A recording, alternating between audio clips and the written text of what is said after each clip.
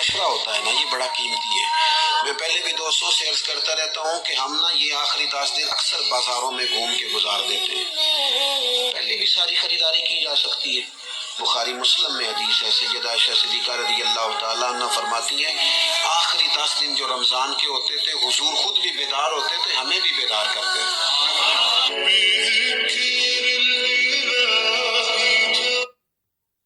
یہ جو رمضان، اسی لیے ہم سب کو چاہیے کہ ہم رمضان المبارک میں جتنا بھی ہو سکتا ہے اللہ کی عبادات کریں، اور یہ 10 دن جو ہمارے پاس سے ہیں، قیمتی ایک طرح دن ہے، اس کو ہم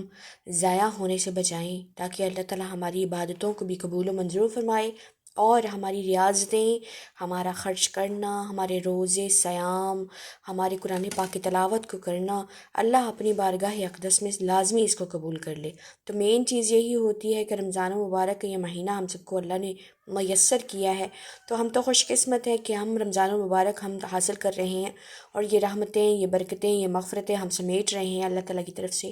تو اللہ تعالیٰ نہ جانے آنے والے وقت میں ہمارے لیے یہ زندگی کے رمضان کے روزے ہم سب کو عطا کرتا ہے یا نہیں۔ تو جن کے دلوں میں اس وقت جو بھی جائز خواہشات ہیں، اللہ تعالیٰ سے مانگنے کی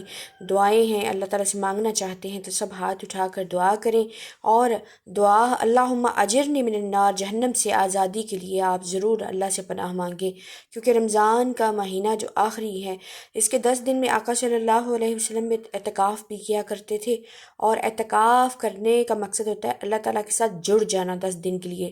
ہماری ساری چیزوں کو ترک کر کے صرف اللہ تعالیٰ کے لیے ہی عبادت میں محو شامل ہو جانا، اور اسی 10 دنوں کے اندر شب قدر بھی نصیب ہوا کرتی ہے، اور جن کو شب قدر مل جاتی ہے وہ 1000 مہینوں سے 1000 سالوں سے بھی بہتر ہوتی ہے۔ تو یہ خوش قسمت لوگوں کو اللہ نصیب کرتا ہے، اس کو تلاش کریں۔ آقا صلی اللہ علیہ وسلم نے ارشاد فرمایا کہ شب قدر کو تلاش کیا کرو، 21، 23، 25، 27 اور 29 ان طاق راتوں میں شب قدر کو تلاش کیا کرو۔ یہ رات